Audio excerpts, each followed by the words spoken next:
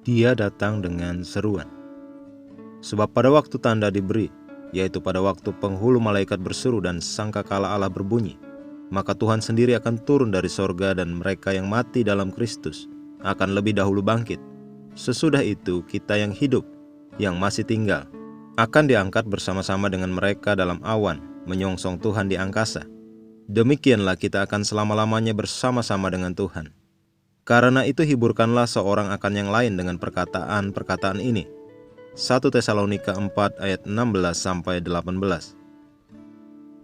Betapa saya menantikan kedatangan Tuhan, pengangkatan gereja. Saya berharap engkau juga menantikannya. Kedatangannya akan tiba dengan seruan, dengan suara penghulu malaikat dan dengan tiupan trompet. Dia datang seperti sebuah seruan ledakan yang dahsyat. Haleluya! Ini tidak akan seperti seruan ledakan biasa, namun akan sangat keras. Bagi orang yang mati di dalam Kristus, setiap orang Kristen yang sudah mati akan mendengarnya dan mereka akan hidup kembali. Alkitab mengatakan yang mati di dalam Kristus akan dibangkitkan lebih dulu. Kemudian kita yang hidup dan yang masih tinggal akan diangkat bersama-sama dengan mereka untuk bertemu dengan Tuhan di angkasa. Dia akan menunggu kita di awan-awan.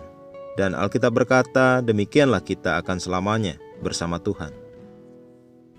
Suara itu mengingatkan kita pada sebuah cerita dalam kitab Yohanes 11. Yesus berseru dan orang mati itu bernama Lazarus yang keluar dari kubur. Dan sesudah berkata demikian, berserulah ia dengan suara keras, Lazarus, marilah keluar. Orang yang telah mati itu datang keluar, kaki dan tangannya masih terikat dengan kain kafan. Yohanes 11 ayat 43-44. Jika Yesus tidak memanggil dengan nama Lazarus, maka tentu setiap orang mati yang mendengar seruannya akan semua bangkit dan keluar juga dari kubur mereka.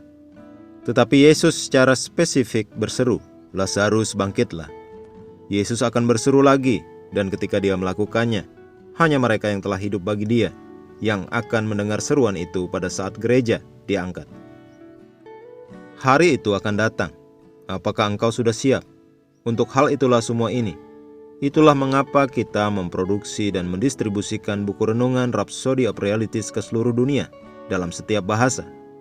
Kita sedang mempersiapkan bangsa-bangsa untuk kedatangannya yang kedua kali.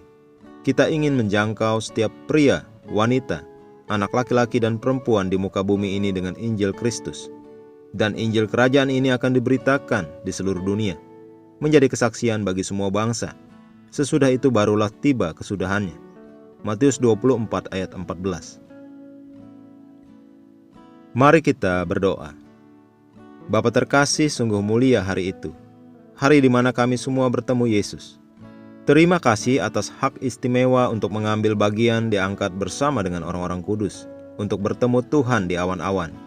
Kristus hidup dan memerintah dengan mulia di bumi melaluiku. Pujian bagi Engkau ya Tuhan.